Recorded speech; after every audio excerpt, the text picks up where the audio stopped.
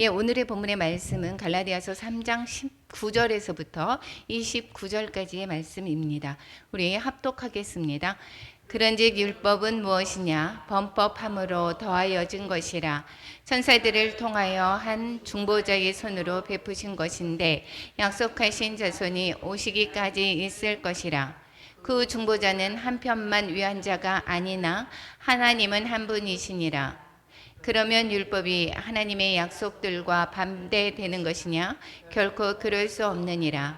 만일 능히 살게 하는 율법을 주셨더라면 의가 반드시 율법으로 말미암았으리라. 그러나 성경이 모든 것을 죄 아래에 가두었으니 이는 예수 그리스도를 믿음으로 말미암는 약속을 믿는 자들에게 주려 함이라. 믿음이 오기 전에 우리는 율법 아래에 매인바 되고 계시될 믿음의 때까지 갇혔느니라. 이같이 율법이 우리를 그리스도께로 인도하는 초등교사가 되어 우리로 하여금 믿음으로 말미암아 이롭다 함을 얻게 하려 함이라. 믿음이 온 후로는 우리가 초등교사 아래에 있지 아니하도다. 너희가 다 믿음으로 말미암아 그리스도 예수 안에서 하나님의 아들이 되었으니 누구든지 그리스도와 합하기 위하여 세례를 받는 자는 그리스도로 옷 입었느니라. 너희는 유대인이나 헬라인이나 종이나 자유인이나 남자나 여자나 다 그리스도 예수 안에서 하나이니라. 너희가 그리스도의 것이면 곧 아브라함의 자손이요 약속대로 유업을 이을 자니라. 아멘.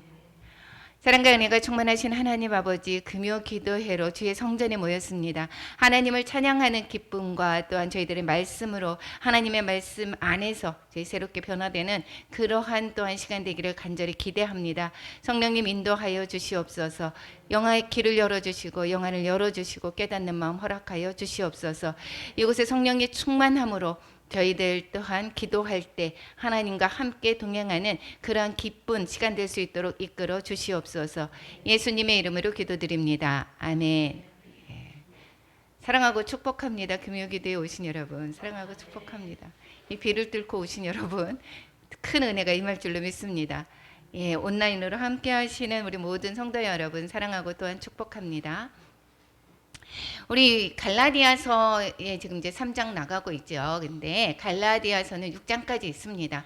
갈라디아서는 1차 전도 여행을 바나바와 사울, 즉 바울이 이제 그 선교 여행을 1차로 갔다가 와서 거기에 유대주의자들이 바울이 전한 복음을 흐려놓는 예수님만 믿어가지고는 안 되는 거야. 할례를 행해야 되고 그리고 율법을 지켜야만이 되는 거야 라고 했던 그러한 그 후에 이 사도 바울이 그들을 또한 경계하고 그들로 인하여서 믿음에 떠났던 사람들을 다시금 깨우치게 하기 위해서 이 갈라디아서를 썼다는 것을 계속해서 말씀을 드렸습니다. 이 보라색의 갈라디아 지방 다시 한번 살펴보시기 바랍니다. 예, 그리고 이 갈라디아에서의 그러면 주제가 무엇입니까? 행위로 구원받는 것이 아니라 율법으로 말미암아 구원받는 것이 아니다. 즉 오직 믿음으로 말미암아 구원을 받게 한다. 또 아니면 다른 말로 믿음으로 말미암아 의롭다함을 받는 것이다 라는 것을 말씀하고 있다라고 얘기를 했고 1장 2장에서는 사도 바울의 그 사도권을 또한 반박하며 부정하는 사람들에게 또한 자기의 사도권이 정당하고 하늘로부터 임했던 것을 가르쳐 주기 위해서 1장 2장의 신앙 고백을 하는 것을 볼 수가 있습니다. 3장과 4장에서는 교리적인 설명인데 이 신칭이 즉 믿음으로 말미암아 의롭다함을 받는 것을 설명하고 있고요. 그 다음에 이제 그러면 믿음으로 말미암아 새롭게 단 자는 어떻게 살아야 하는가 이 삶에 관한 실제적인 권면을 또한 적은 것을 볼 수가 있습니다. 오늘의 본문의 말씀을 통하여서는 이제 율법과 믿음과의 관계는 그러면 어떻게 되는가? 그럼 왜 처음부터 믿음으로 말미암아 아브라함에게 주셨던 것처럼 믿음으로 말미암아 구원을 받게 하지 않고 그 중간에 모세로부터 율법을 준 것은 왜 그랬을까라고 하는 것을 한번 다시 살펴보고자 합니다. 그 율법을 주었던 것은 무엇이라고 얘기를 합니까? 거기서 그것은 죄를 깨닫게 하기 위해서 줬다라고 얘기를 하는 것입니다. 한마디로 보면 내가 그 도둑질하지 말라라고 얘기를 하면 그게 법으로 있습니다. 그러면 그 법이 없었을 때는 도둑질을 했는데 이것이 내가 잘못된 건지 아닌지를 모르는 거죠. 이게 죄가 있나? 이게 아닌가? 이걸 몰랐습니다. 그런데 이 율법을 주시고 나서 도둑질하는 것은 죄라고 도둑질하지 말라라고 하는 율법을 주심으로 말미암아 내가 도둑질을 했습니다. 이거는 잘못된 죄구나라는 것을 깨닫게 하는 거. 즉 이 율법은 죄를 깨닫게 하는 것이다라는 것을 가르쳐주고 있습니다. 그래서 죄들을 깨닫게 함으로 말미암아 내가 연약하고 나는 죄 가운데 있을 수밖에 없었다. 나는 죄인이야라는 것을 깨닫게 하고 그러면 그 죄를 처리하기 위해서는 어떻게 하는가? 그리스도께로 인도함을 받게 하는 그러한 것으로 율법을 주셨다. 그러한 역할로 율법을 주셨다라는 것을 계속해서 말씀하고 있습니다. 우리가 행함으로 의롭다함을 받는다라고 하는 것은 그때의 일만이 아닙니다. 요즘에도 어떻습니까? 많은 사람들이 나는 선하게 살아. 나는 법 없어도 사는 사람이야. 나는 교회 안 나가도 돼. 교회 안 나가도 돼. 나는 남에게 해끼친 거 하나도 없이 살았어. 이런 사람들 정말 많지요. 그리고 착하게 살았다. 내가 다른 사람들에게 피해를 안 끼치고 살았다라고 하는 사람이 즉 내 의가 강한 사람은 오히려 예수님을 믿는 것이 정말 힘듭니다. 왜냐? 내가 괜찮은 사람이라고 생각을 하기 때문에 내가 죄가 없다라고 생각하기 때문에 그렇기 때문에 오히려 더 구원받기가 쉽지가 않습니다. 그런데 이 내가 행위로 구원을 받는다라고 얘기를 하면 내가 잘못을 하지 말아야 돼. 나는 죄인이 아니야. 내 생각과 판단의 기준에서 죄를 안 짓기를 바라는데 또 하물며 그러지 못한 사람들을 보면 어떻게 할까요? 왜 저 사람은 저렇게 하는지 모르겠어. 판단합니다. 그래서 저 사람이 나한테 해를 끼쳤다 그러면 어떻게 될까요? 그 사람을 용서를 못합니다. 저 사람은 너무 미워. 저 사람이 나한테 어떻게 했는데 저 사람 때문에 내가 너무 상처를 너무 많이 받았어. 이것은 어떻게 될까요? 나는 그렇게 했는데 그 사람한테 이렇게 했는데 저 사람은 나한테 어떻게 하는 줄 알아? 이렇게 했어. 그러면 내가 나 용서할 수가 없겠어. 그 사람이 내가 그 사람 만나고 싶지도 않아. 이렇게 얘기합니다. 그러면 어떻게 되는 것이죠?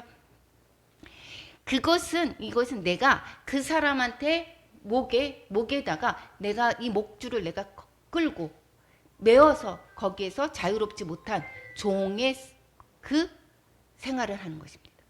내가 이 생애로 말미암아 의롭다함을 받는 것은 내가 행위로 잘하려고 노력을 할 뿐만 아니라 그러한 사람은 남도 어떻게 될까요? 판단하고 비판합니다. 그래서 유대주의자들이 어떻게 했죠? 내가 율법을 잘 지킨다라고 하는 사람이 세리를 판단하고 장녀 이런 사람들은 상종을 하지 않고 바리새인들과 만나는 거는 너무도 싫어서 이방인들과의 그 사람들을 만나기 싫어서 이 예루살렘 갈 때 그 길조차 사마리아 길을 가면 빨리 가는 수 있는 길을 쭉 돌아서 그러고서 갑니다.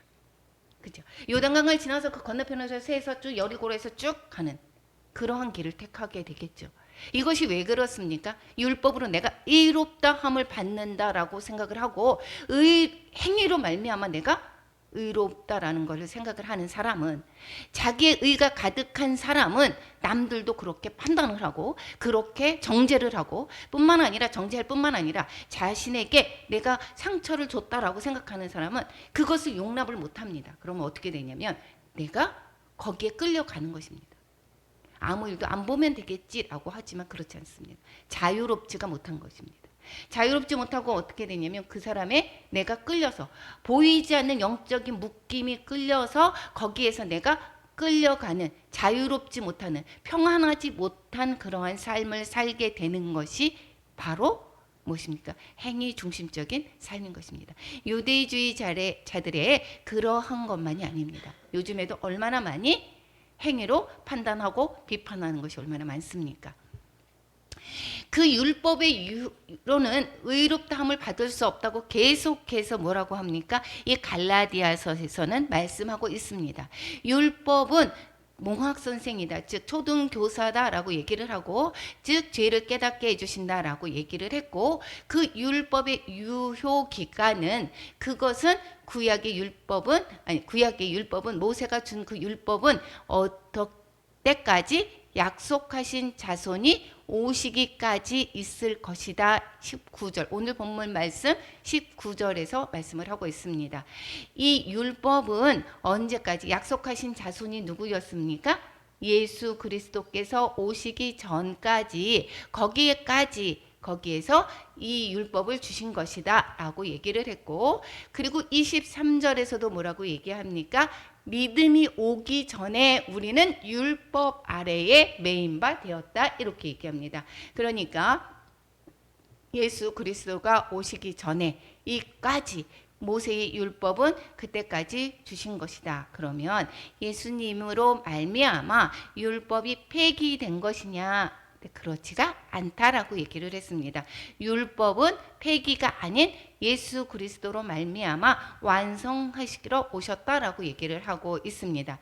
그 율법을 지킬 수 없는 것을 예수 그리스도로 말미암아 완전하게 완성되는 그러한 계기를 갖게 된다라는 것을 말씀을 하고 있습니다.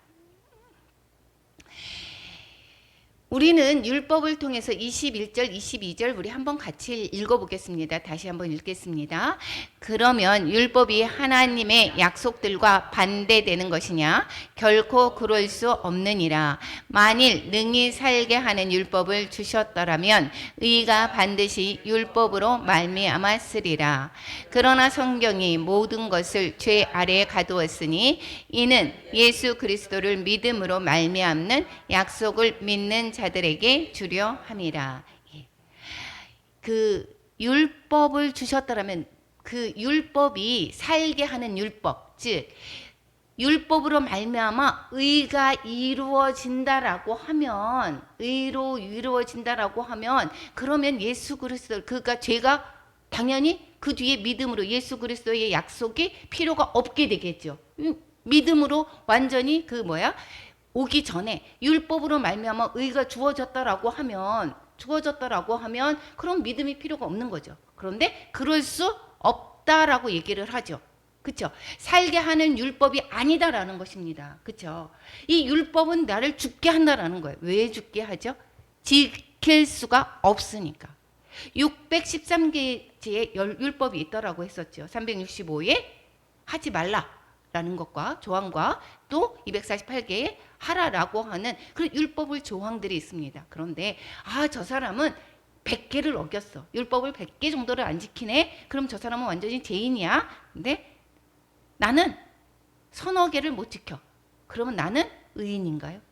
그럴 수가 없다라는 것입니다. 그러니까 판단할 수가 없다라는, 우리의 기준은 어떻습니까? 저 사람이 많은 잘못을 했으면 저 사람보다 내가 의인이다라고 생각을 하고 저 사람을 판단하고 비판합니다. 그런데 이 율법으로 완벽하게 다 지킬 수 있는 사람은 없다라는 것이고, 그러니까 죄가 없는 사람이 하나도 없으니까 의인으로 이루어 갈 수가 있습니까? 없습니까? 의인이 될 수가 없다라는 것을 가르쳐 주고 있습니다. 그래서 그 죄 아래에 있게 되었다라는 것이고, 그런데 예수 그리스도를 믿음으로 말미암아, 근데 믿는 그 약속을 믿는 자들에게는 이제 그 죄가 없어지는, 즉 그 죄를 처리하는 그러한 계기가 될 수 있기 때문에 의롭다함을 받게 된다라는 것을 말씀을 하고 있습니다. 그러니까 율법의 역할은 무엇이라고요? 율법의 역할은 그리스도께 인도하기 위함이다. 예수님이 뒤늦게 오셨습니다. 그런데 이 아브라함이 믿음으로 말미암아 의롭다함을 받았다라고 했습니다. 모세의 그 훨씬 전에 500여 년 전에 그 아브라함이 믿음으로 말미암아 의롭다함을 받았습니다. 그리고 모세의 율법을 주었고, 모세의 율법을 통해서 우리는 죄인이구나.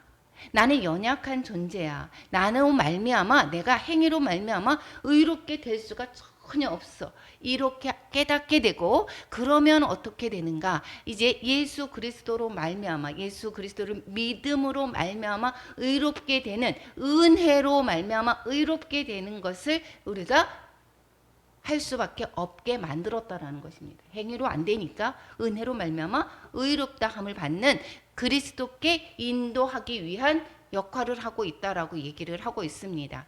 그래서 24절과 25절에서 뭐라고 얘기하냐면 율법이 우리를 그리스도께로 인도하는 초등교사가 되어 이렇게 얘기를 하죠. 그리스도께 인도한다라는 것을 얘기했습니다. 그래서 믿음으로 말미암아 의롭다함을 얻게 하려 함이다. 이렇게 얘기를 하고 있습니다. 그러니까 믿음이 온 후로는 우리가 어떻습니까? 모세의 율법 안에 밑에 있을 필요가 없다라는 이야기를 하고 있습니다. 다시 한번 지금까지의 이야기를 정리하겠습니다. 어떻게 했습니까? 모세가 율법을 줬는데 율법을 모두 지킬 수 있는 사람이 한 사람도 없습니다. 그래서 한 사람도 없기 때문에 그 죄를 나는 죄인이야. 내가 죄를 처리할 수가 내 힘으로는 할 수가 없어 라는 것을 깨닫게 하는 것입니다. 즉 내 죄를 깨닫게 되는 거고 이 모세의 율법을 통해서 나를 거울로 비춰보는 거지. 내 모습을 바라보는 것입니다. 나는 죄인이야. 이것을 깨닫게 하는 기능이 있다고 그랬습니다. 그래서 로마서에서도 뭐라고 얘기하냐면 그러므로 율법의 행위로 그의 앞에 의롭다 하심을 얻을 육체가 없나니 율법으로는 죄를 깨달음이니라. 이거 있습니다.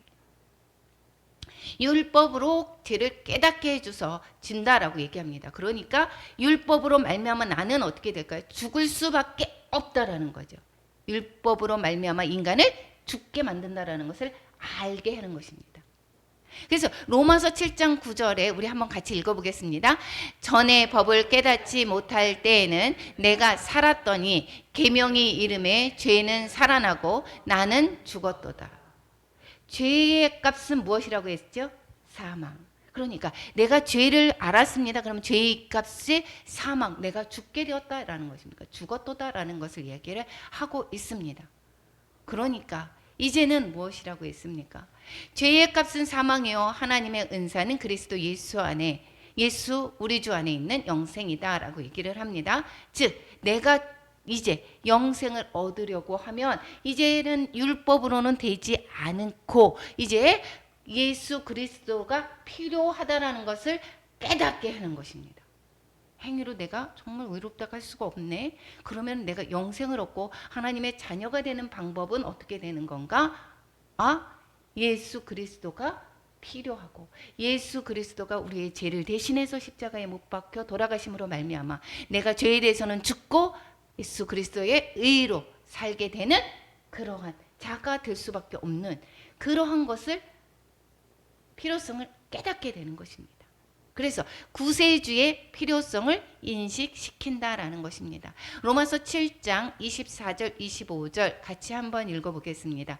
오호라 나는 공고한 사람이로다. 이 사망의 몸에서 누가 나를 건져내랴. 우리 주 예수 그리스도로 말미암아 하나님께 감사하리로다. 그런즉 내 자신이 마음으로는 하나님의 법을 육신으로는 죄의 법을 섬기노라. 육신으로 죄의 법을 섬겨서 사망에 이르렀던 것을 이제 예수 그리스도의 은혜로 말미암아 이제는 어떻게 될까요? 이 사망의 몸에서 나를 건져내게 되었다고 얘기를 하고 있습니다. 그래서 이제는 예수 그리스도의 구세주를 우리가 필요성을 느끼고 이제는 그러면 어떻게 가게 됩니까?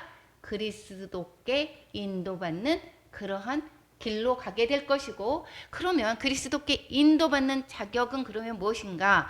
행위가 아니라 행위론 율법은 행위로 말미암아 의롭게 되는 길을 열어줬는데 그 율법을 다 지킬 수가 없으니까 우리는 죄 아래 갇혔게 되었고 이제는 그리스도께 인도받았는데 그럼 인도받는 길은 그럼 어떻게 되는 건가?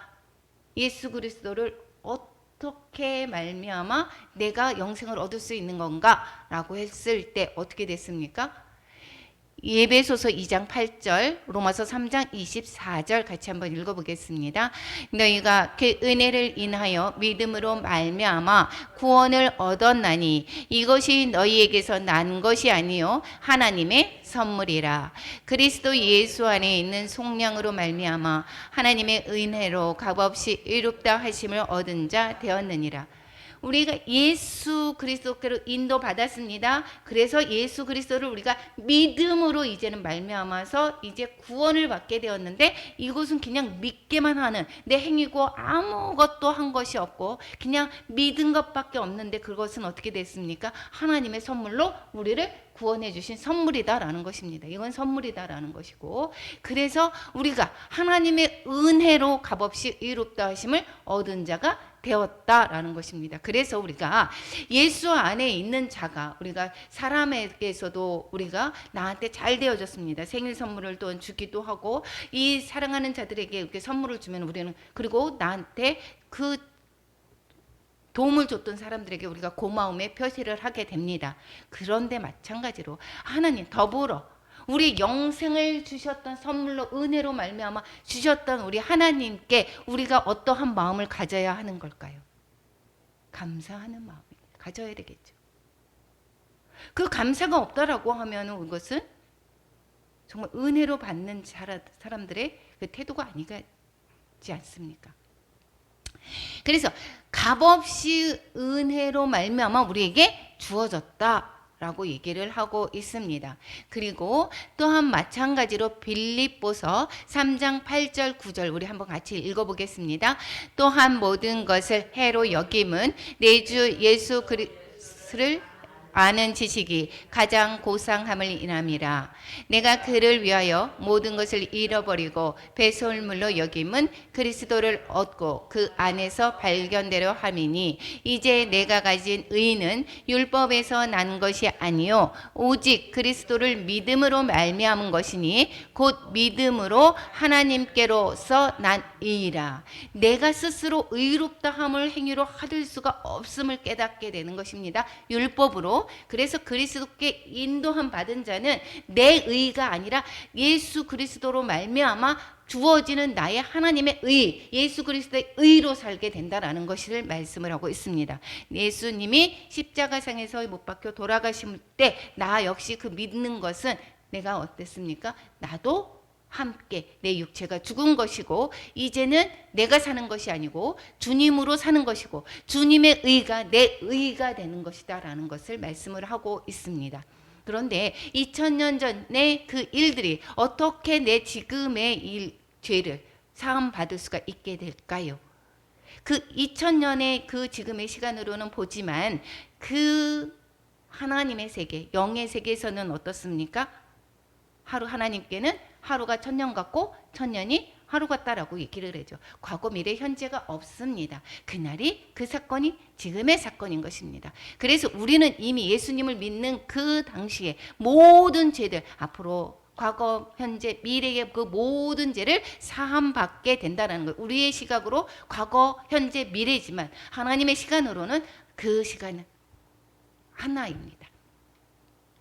그래서 이제는 이제 그리스도께 인도함 받는 자는, 그러면 즉 다른 말로 이야기하면 예수님을 믿는 자는 어떻게 되는가?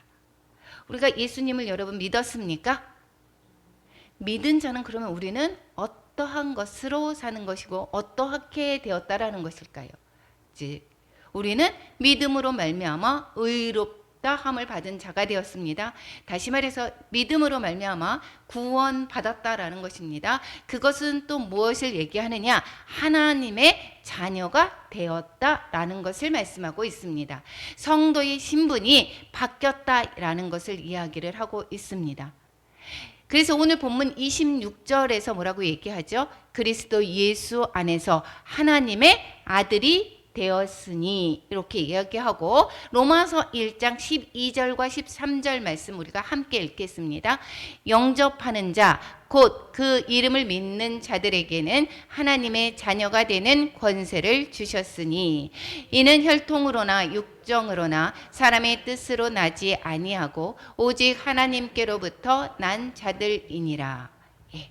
우리가 하나님의 자녀가 되었다라는 것입니다. 하나님의 자녀가 되었다라고 하는 것은 얼마나 많은 특권을 가지고 있습니까? 하나님의 그 모든 소유하심, 하나님의 그 능력이 내 능력으로 사용될 수가 있다라는 것이고, 하나님의 그 모든 그러한 그 권세, 이것이 우리에게 주어진다라는 것을 말씀하고 있습니다. 그 부여하신 하나님이 저희의 아버지가 된다라는 것입니다. 그 아버지의 그 사랑이 나에게 부어진다라는 것입니다. 우리가 때로는 고아와 같다라고 생각을 하고 있는 사람들이 너무도 많이 있습니다.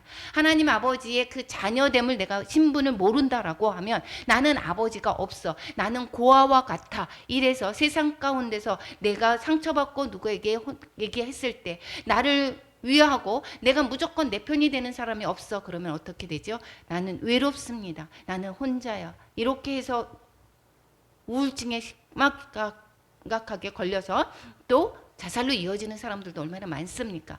이것은 우리의 신분은 무엇입니까? 하나님의 그 위대하신 천지를 창조하신 하나님의 자녀가 되었다라는 것입니다. 나는 위대한 신분을 가지고 있다라는 것입니다. 그러니까 우리의 정체성, 다시 한번 우리의 존재를 다시 한번 생각해보는 그런 시간이 되었으면 좋겠습니다. 두 번째, 율법의 저주에서 해방을 받습니다.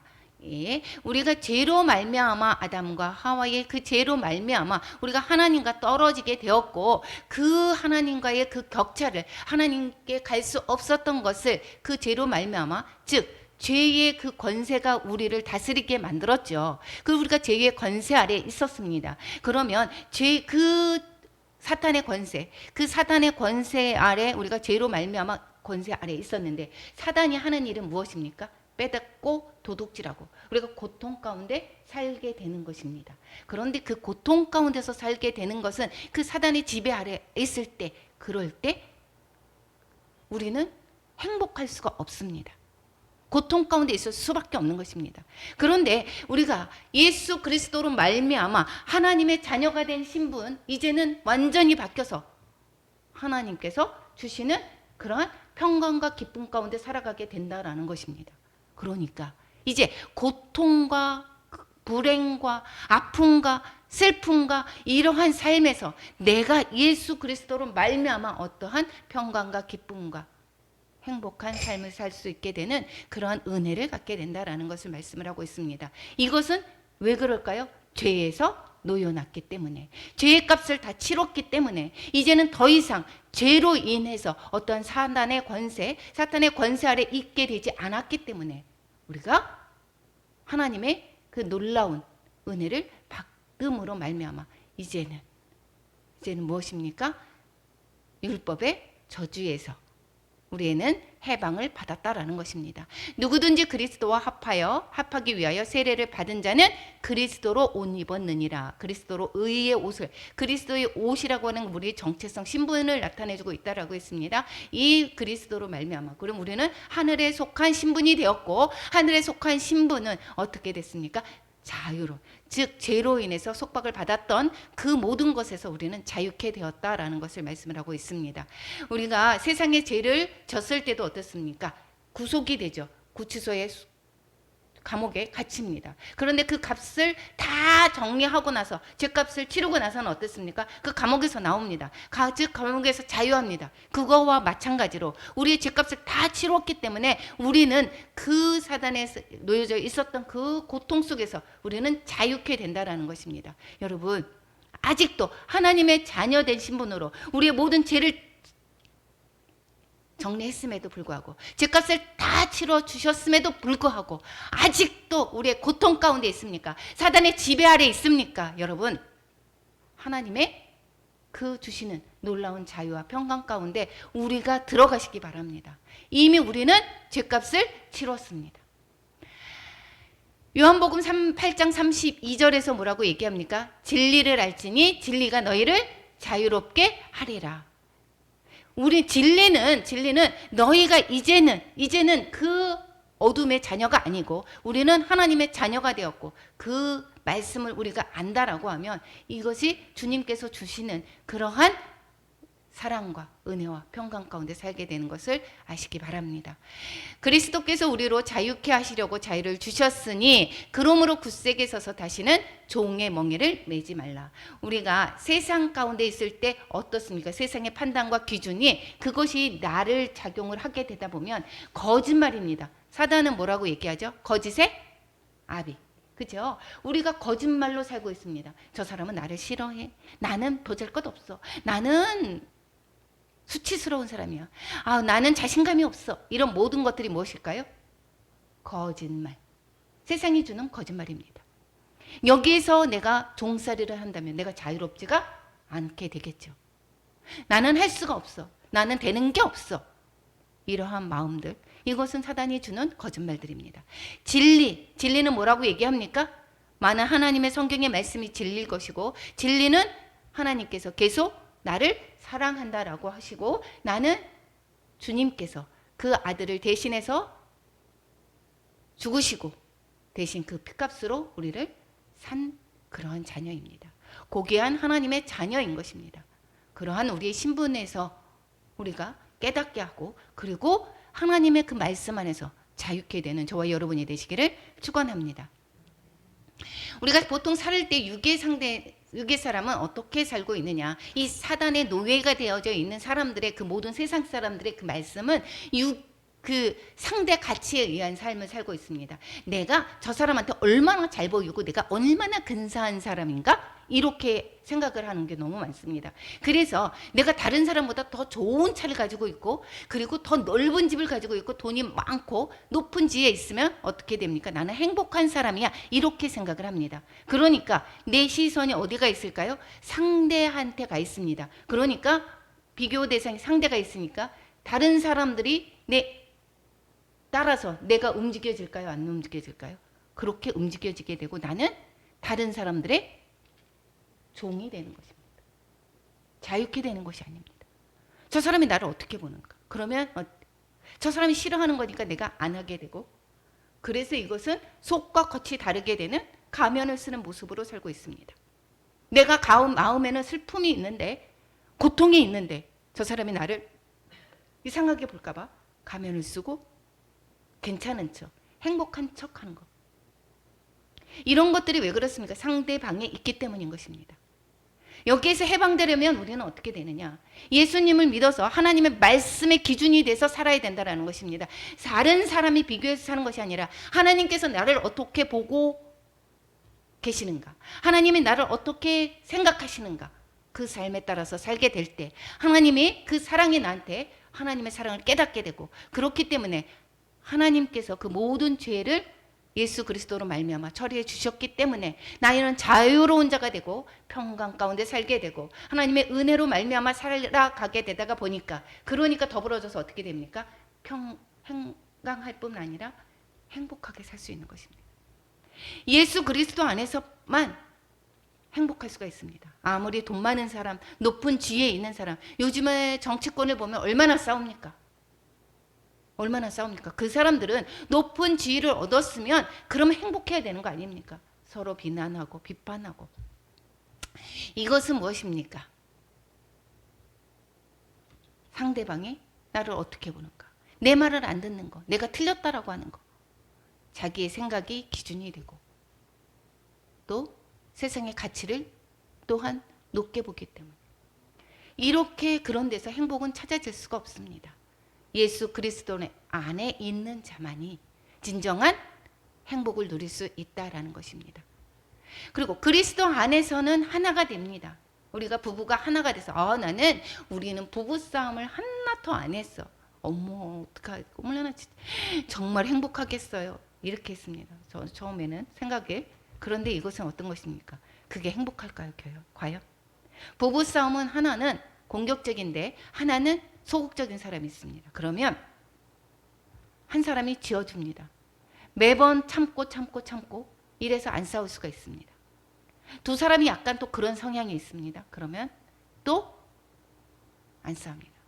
A라는 사람, B라는 사람 있을 때 A한테 계속 맞춰주고 어떤 한 사람한테 맞춰줬을 때 그랬을 때 이것이 하나가 된다라고 볼 수도 있지만 그 하나는 행복한 하나가 아닌 것입니다.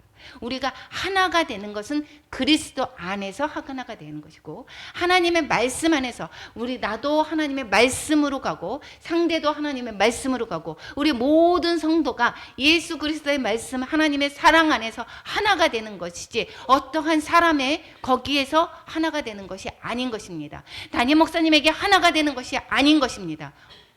무엇이라고요? 그리스도 예수 안에서 예수님의 말씀 안에서 우리가 하나가 되게 된다라는 것입니다. 여기에서 얘는 뭐라고 얘기합니까? 유대인이나 헬라인이나 종이나 자유인이나 남자나 여자나 다 그리스도 예수 안에서 하나이니라. 그래서 남북 전쟁에 노예했을 때 해방시키게 되는 그러한 미국의 그 남북 전쟁도 어땠습니까? 그 종들을 해방시키고자 하는 그런 에브라함 링컨의 그러한 것으로 인해서 전쟁이 일어났고 결국은 노예가 해방이 되지 않았습니까? 우리는 생각할 때 저 사람과 나하고 하나라고 하면 내가 높은 지위에 있는 사람은 되게 싫어할 수도 있을 것입니다. 그런데 우리처럼 그냥 낮은 자가 있는데 그 사람과 하나가 됐다라고 하면 오히려 감사가 될 수 있겠지만 우리는 내 기준이 아니라 하나님께서는 똑같이 보신다라는 것입니다. 저 사람은 좋은 대학을 나왔네. 저 사람은 돈이 정말 많네. 이것으로 무엇입니까? 그 사람을 값어치를 갖고 있지 않고 예수 그리스도를 믿는 자 안에서는 모두가 다 하나다라는 것을 말씀을 해주고 계십니다. 얼마나 큰 은혜입니까? 그런데 우리가 생각할 때 나는 예수 그리스도 안에서 하나가 됐어. 나는 하나님의 자녀와 예수 그리스도 하나가 됐어. 그런데 나보다 좀 못한 사람이 보입니다. 그런데 그 사람도 하나 아닙니까? 하나님의 자녀 아닙니까? 그런데 무엇이죠? 그 사람을 비판하고 판단하고 깔본다라고 하는 것은 이것은 누구를 향한 욕인 것이죠? 하나님께 하는 것입니다. 그래서 작은 자에게 불쌍한 자에게 내가 구워주는 것은 누구한테 구워주는 거라고 얘기합니까? 하나님께 구워주는 거라고 얘기합니다. 우리가 내가 하나가 되는 것도 감사한 일이지만 내가 낮은 자가 하나님의 자녀가 됨을 우리가 깨닫고 그들에게 똑같은 마음으로 예수 그리스도 안에서 하나님의 자녀됨을 알고 똑같이 대해야 되는 것을 우리 깨달으시기 바랍니다. 요한복음 17장 22절 같이 한번 읽어보겠습니다. 내게 주신 영광을 내가 그들에게 주었사오니 이는 우리가 하나가 된 것 같이 그들도 하나가 되게 하려 함이다. 함이니이다. 예수님이 무엇이라고요? 예수님이 그 마지막 기도하실 때 뭐라고 얘기하시냐면 그들도 우리 하나가 되게 하려 한다라고 얘기를 했고 그 예수님의 그 십자가상에서 이루시는 그 모든 일들이 뭐라고요? 하나가 되게 하시려고 했다라는 것을 얘기하고 있습니다. 또한 그리스도 예수를 믿는 자는 유업을 얻게 되는 것입니다. 29절 본문 29절 같이 읽겠습니다. 너희가 그리스도의 것이면 곧 아브라함의 자손이요 약속대로 유업을 이을 자니라. 아브라함의 약속이 곧 우리가 이어지는 그러한 유업을 받게 된다라고 얘기했고 아브라함에게 주어졌던 그러한 것이 무엇입니까? 복과 약속을 주신 것이 무엇이죠? 복과 씨와 땅입니다. 그렇죠? 그러면 우리에게도 그 복이 하나님의 자손이 되는 것을 또 하나님의 나라의 삶을 사는 것, 땅이 하나님의 나라죠. 하나님의 나라를 소유하는 자가 되었던 것이고 그것을 그리고 또한 하나님이 주시는 복을 받는 그러한 자가 되었다라는 것입니다. 그 유업을 우리가 받을 수 있게 됐다라는 것을 말씀하고 있습니다. 우리가 세상에서 내가 열심히 노력하고 하는 것이 왜 그렇습니까? 행복하게 살기 위해서이고 잘 살기 위해서 아닙니까? 그런데 세상의 것으로 열심히 했다고 해서 행복하게 간다고 얘기를 합니까? 안 합니까? 성경의 말씀이 그렇지 않네요 라고 얘기합니다.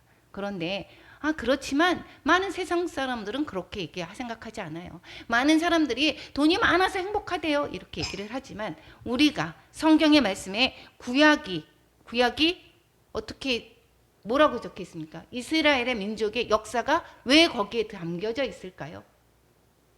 이스라엘의 민족이 그렇게 살았습니다. 그런데 결말을 어떻게 알았습니까? 우리는 한 사람의 생애를 내가 살고 있는 동안만 볼 수가 있습니다. 그렇죠? 그런데 이 역사가 되게 중요하고 지나온 길들이 많은 사람들의 전철이 왜 중요하냐면 저 사람들이 사고방식이 그 사람의 사고방식으로 살다가 보았는데 그 결말이 어떻게 됐는지를 우리가 알 수 있는 것은 그들의 역사를 통해서 알 수가 있습니다. 그런데 이스라엘의 민족이 하나님의 백성으로 자손으로 선택을 받았습니다. 그런데 하나님의 말씀대로 살아서 순종했을 때에 복을 얻게 되고 한 형통하는 은혜가 있게 되었지만 하나님의 말씀을 떠나서 살았던 그때의 삶에서는 이스라엘의 민족이 어떻게 되었습니까? 우리가 그 결말을 보지 않습니까?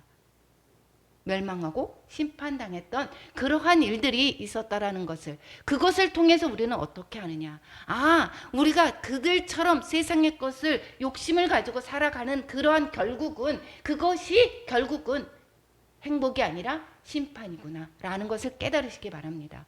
하나님께서는 계속해서 말씀하시기는 믿음으로 말미암아 너희가 구원을 받게 되고 말씀 안에서 순종할 때 너희들이 행복할 수가 있다라고 계속해서 말씀을 하고 있습니다.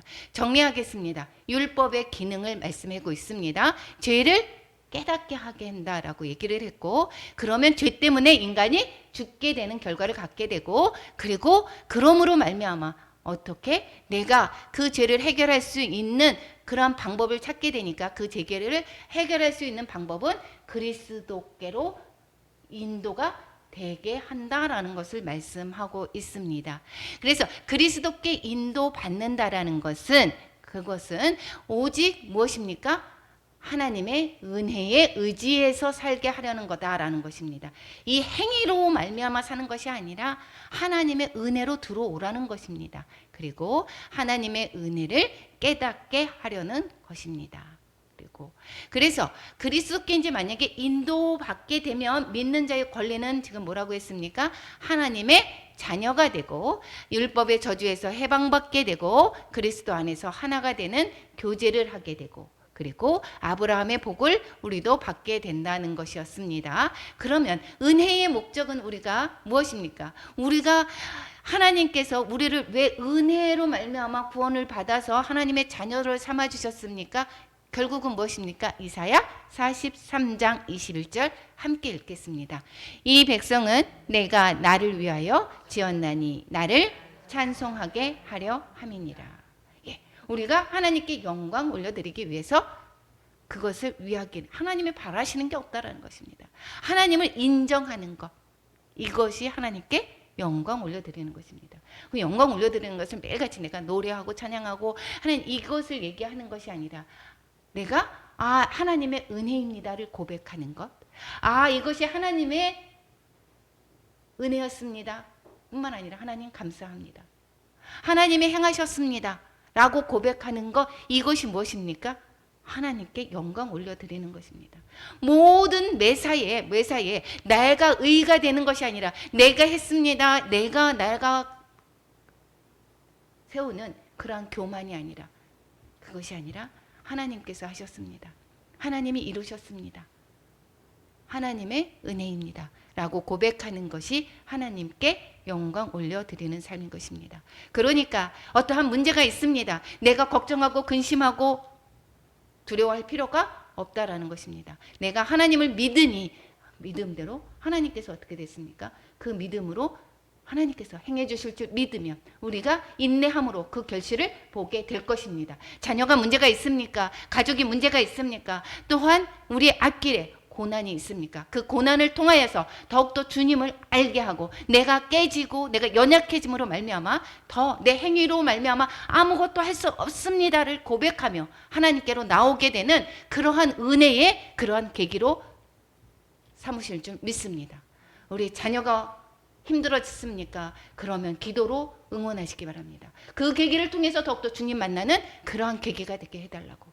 그래서 그렇게 함으로 말미암아 하나님의 귀한 자녀의 삶을 사는 또한 우리뿐만 아니라 우리 자녀, 우리의 이웃이 되기를 또한 축원합니다.